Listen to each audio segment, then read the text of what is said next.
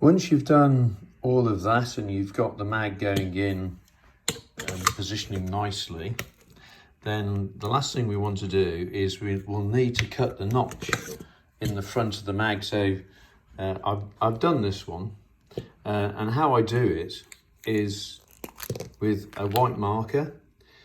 I mark that area and leave the paint quite wet, and then making sure I've got the mag button pressed so that I'm not going to drag the latch inside along the face and smudge the paint everywhere. Press down on the button, push that magazine all the way in, right so it's right up in its top position, and then I just keep flicking the mag button with the idea that the latch inside the gun will leave me a nice mark. Keeping this pressed now, you can take the magazine out. It should leave you a nice mark along the front edge of the magazine. And that mark across here is obviously where you need to make a cut. So I put this into the vise like this, and then I cut just to that left-hand side of that line using a junior hacksaw.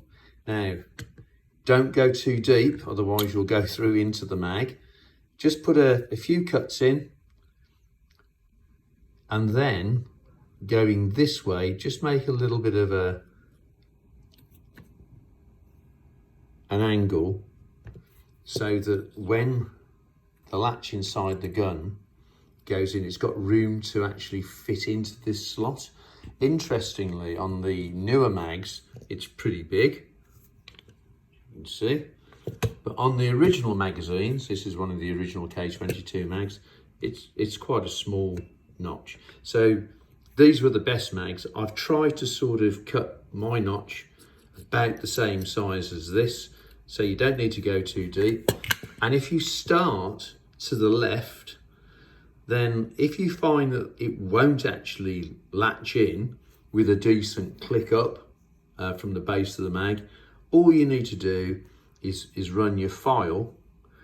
I use triangular file, and just cut in just a couple of times. Just keep filing until you get it latching lovely, and that way it'll hold the mag in nice and neat, and you should have the back of the mag with the round presented in the right position, and that's it.